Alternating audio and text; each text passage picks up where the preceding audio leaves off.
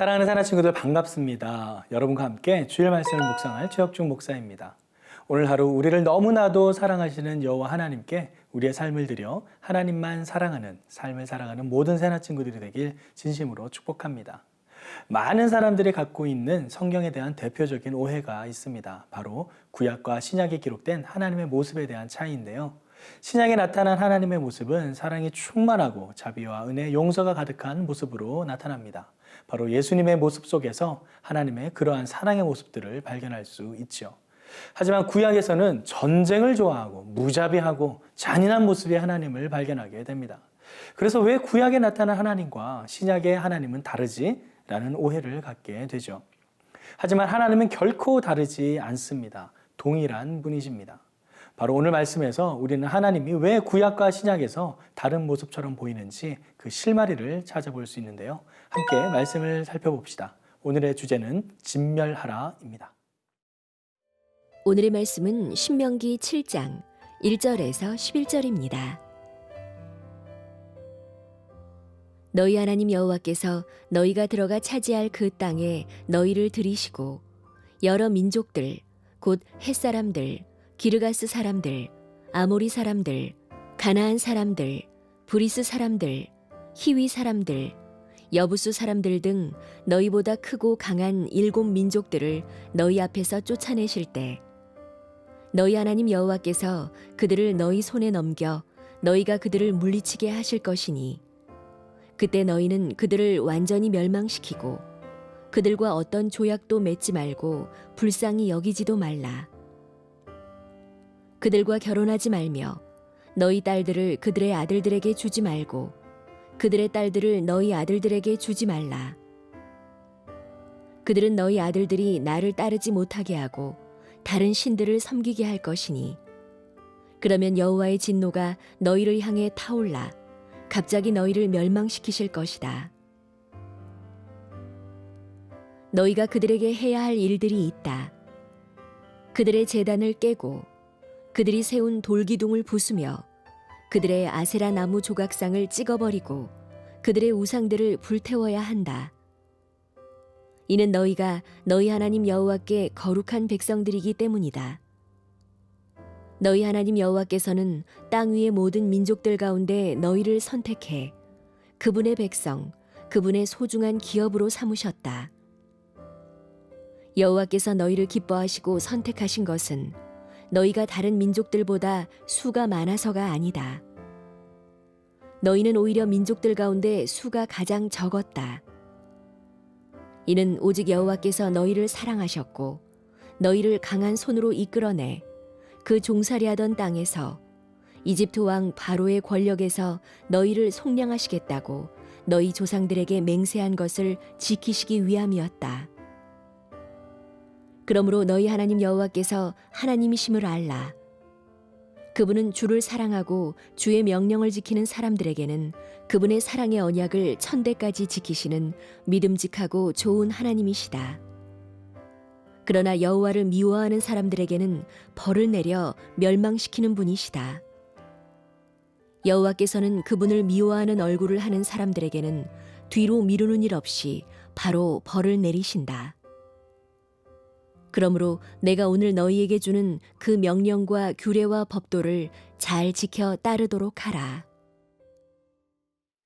유목 생활을 하던 이스라엘 백성은 정착 생활을 하는 가나안 땅으로 들어가게 됩니다. 이미 풍요롭고 풍족한 삶을 살았던 가나안 땅의 사람들은 그들이 믿고 있는 그들만의 신이 있었습니다. 대표적인 우상이 바로 바알과 아세라였죠. 풍요와 다산의 상징인 이 우상들은 가나안 땅 사람들이 가장 믿고 따르는 정착 생활의 신이었습니다. 그러기에 하나님께서는 이스라엘 백성들이 그 땅에 들어가 그들이 믿는 우상을 따르지 않게 하기 위해 그들을 진멸하기를 명령하십니다. 2절 말씀입니다. 너희 하나님 여호와께서 그들을 너희 손에 넘겨 너희가 그들을 물리치게 하실 것이니 그때 너희는 그들을 완전히 멸망시키고 그들과 어떤 조약도 맺지 말고 불쌍히 여기지도 말라. 완전히 멸망시키고 불쌍히 여기지도 말라고 하십니다. 한번 상상해 볼까요? 실제 전쟁터에 있다고 한번 상상해 봅시다. 이스라엘 백성이 가나안 주민들과 막 싸우고 있어요. 그런데 이미 이 전쟁은 하나님께서 승리를 약속해 주셨기 때문에 우리가 이기고 있는 전쟁입니다. 그때 내 앞에 가나안 땅 사람이 제발 살려달라고 애원을 하는 거예요. 죽이지 말아달라고, 살려달라고, 자비를 베풀어 달라고, 불쌍히 여겨달라고 목숨을 애걸합니다. 자, 이때 어떻게 해야 하나요? 진멸시키라는 하나님의 명령을 따라야 하는데 정작 내 눈앞에 나타난 가나안 사람이 살려달라고 목숨을 구하면 그 모습이 불쌍하게 보이지 않을까요? 우리의 마음에 한 명 정도는 살려줘도 되겠지라는 그런 마음이 들지 않을까요? 구약의 하나님을 오해하는 부분이 바로 이 부분입니다. 이렇게까지 모두 진멸해야 하나?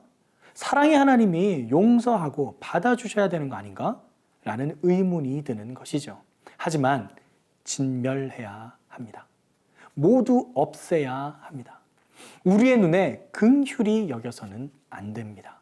그것이 올무가 되어 우리를 넘어뜨리게 되기 때문입니다. 4절 말씀입니다. 그들은 너희 아들들이 나를 따르지 못하게 하고 다른 신들을 섬기게 할 것이니 그러면 여호와의 진노가 너희를 향해 타올라 갑자기 너희를 멸망시킬 것이다. 그들을 살려두면 이스라엘 백성이 오히려 그들에게 넘어가 그들의 신을 섬기게 된다라는 말씀입니다. 인간의 죄악된 본성을 너무나도 잘 알고 계신 하나님께서 그러한 일이 일어나지 않도록 미리 신신당부하시는 것이죠. 이것은 용서하고 긍휼히 여길 부분이 아닙니다. 말씀 그대로 순종해야만 살아갈 수 있는 생사의 결정입니다. 하나님 나라와 세상 나라의 영적 전쟁입니다. 하나님 나라가 세워지느냐, 세상 나라에 굴복해서 살아가느냐, 삶이 결정되는 중요한 결정입니다.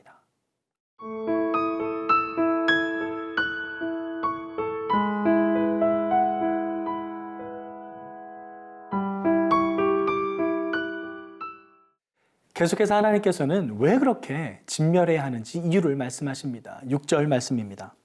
이는 너희가 너희 하나님 여호와께 거룩한 백성들이기 때문이다. 너희 하나님 여호와께서는 땅 위의 모든 민족들 가운데 너희를 선택해 그분의 백성, 그분의 소중한 기업으로 삼으셨다. 우리가 거룩한 백성이라 말씀하십니다. 하나님께서 우리를 하나님의 백성, 하나님의 거룩한 기업으로 삼으셨기 때문입니다. 하나님께서는 이스라엘 백성을 제사장 나라로 삼으셔서 온 세상이 하나님께 돌아오기를 바라셨습니다. 제사장 나라인 이스라엘을 통해서 세상의 모든 나라가 하나님께 나오고 하나님을 알게 되기를 간절히 바라셨던 것이죠. 그러기에 제사장 나라인 이스라엘은 세상 나라와는 구별된 거룩한 나라가 되어야만 했습니다.